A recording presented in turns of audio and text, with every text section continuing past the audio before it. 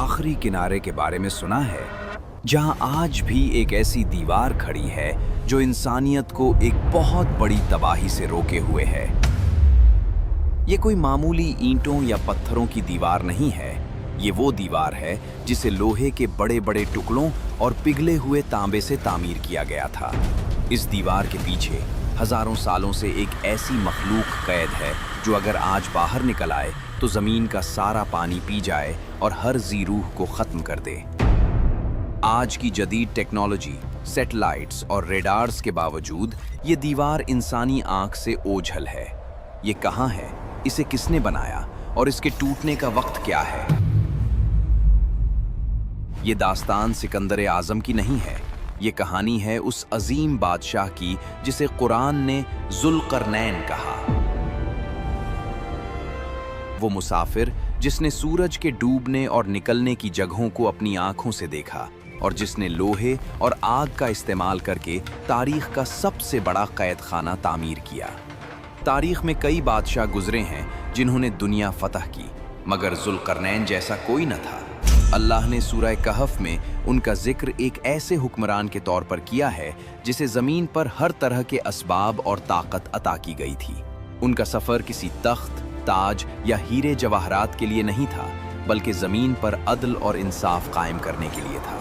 कुरान बताता है कि वो पहले मगरिब की तरफ गए, यहाँ तक कि उस आखिरी हद पर पहुँचे जहाँ ज़मीन ख़त्म होती थी और समुंदर शुरू होता था। वहाँ उन्होंने सूरज को एक सियाह कीचड़ वाले चश्मे में डूबते हुए देखा।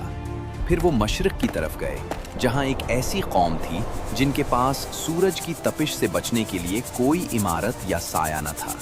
वो लोग ज़मीन के गारों में छुपकर ज़िंदगी गुजारते थे।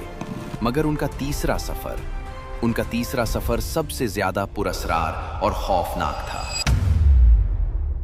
चलते चलते जुल्करनैन शुमाल की जानिब एक ऐसे अनजान रास्ते पर निकल गए जो इंतहाई दुश्वार गुजार था। यहाँ तक कि वो एक ऐसी जगह पहुँचे जो दो पहाड़ों के दरमियान थी। ये दो फलकबोस पहाड़ थे जिनके दरमियान एक बहुत बड़ा रास्ता यानी दर्रा था। यहाँ वादी में एक ऐसी कौम आबाद थी जिनकी ज़बान समझना तकरीबन नामुमकिन था। वो दुनिया से कटे हुए, खौफजदा और सहमे हुए लोग थे। जब उन्होंने जुल्करनैन की अजीमुश्शान फौज, उनकी ताकत और उनके पास मौजूद जदीद औजार देखे तो उन्हें उम्मीद की एक करन नजर आई। उन्होंने अपनी टूटी फूटी ज़बान और इशारों में जुल्करनैन को समझाया कि इन पहाड़ों के उस पार कोई इंसान नहीं बल्कि एक आफत बस्ती है, याजूज और माजूज। ये याजूज और माजूज कौन थे? रिवायात के मुताबिक ये इंसानों ही की नस्ल से हैं, मगर फसाद उनकी फितरत है। उनकी तादाद चींटियों और टिड्डी दिल की तरह बेशुमार है। इस कौम ने जुल्करनैन को बताया कि ये मखलूक पहाड़ों की बुलंदियों से ऐसे उतरती है जैसे सैलाब का पानी। ये जिधर से गुजरते खेतों को चट कर जाते।